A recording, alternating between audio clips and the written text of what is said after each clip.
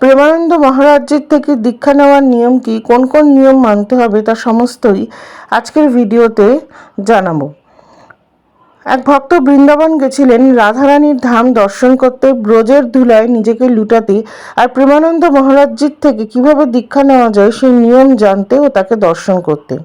তার থেকেই জানা এই তথ্যগুলি। প্রেমানন্দ মহারাজজির থেকে দীক্ষা নিতে হলে সর্বপ্রথম আপনাকে নিজের ভিতর থেকে চাকচিক্য বাদ দিতে হবে। নিরামিষ আহার করতে হবে, বৈষ্ণব ব্যতীত কারো হাতের রান্না খাওয়া যাবে না এবং সমস্ত আহার গ্রহণ করার সময় ভগবানকে অর্পণ করে তা পেতে হবে। গৃহে অন্তত 3 বেলা শ্রীবিগ্রহের সেবা করতে হবে। নিজেই গৃহে পূজা, কীর্তন, জপ ইত্যাদি করতে হবে। অন্তত প্রতিদিন 30 মিনিট গৃহ মন্দিরের সামনে কীর্তন করতে হবে। রাধে রাধে নাম জপ করতে হবে।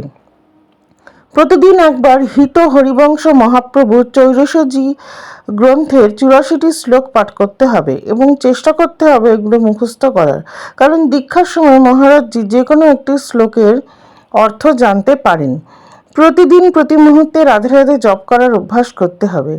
এই যে এত মালা জপের কি উপায়, তা কিন্তু মহারাজজি দেখিয়ে দেবেন। নিরন্তর জপ করতে হবে, কখন কি অবস্থায় করতে হবে তা সবই তিনি দীক্ষার সময় দেখিয়ে দেন।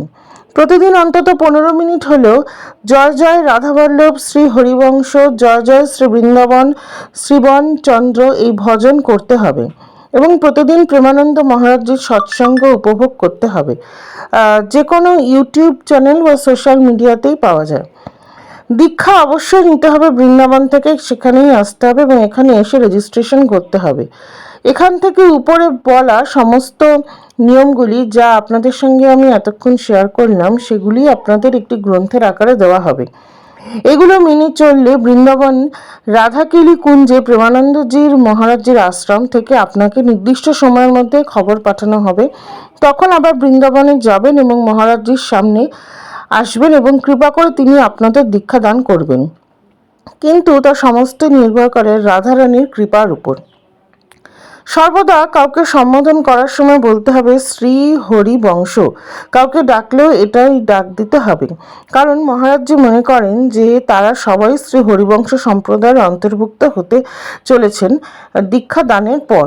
তাই দীক্ষাদানের পর এই নাম ধরেই একে অপরকে ডাকতে হবে। অনলাইনে রেজিস্ট্রেশন করা হয় না, অনলাইনে দীক্ষা দেওয়া হয় না। আরেকটি বিশেষ উল্লেখযোগ্য কথা, এখানে দীক্ষা দান নিতে গেলে কোনো রকম ফিজ, টাকা পয়সা ইত্যাদি কিন্তু কিছুই লাগে না, শুধু দরকার শ্রী রাধাজির উপর বিশ্বাস।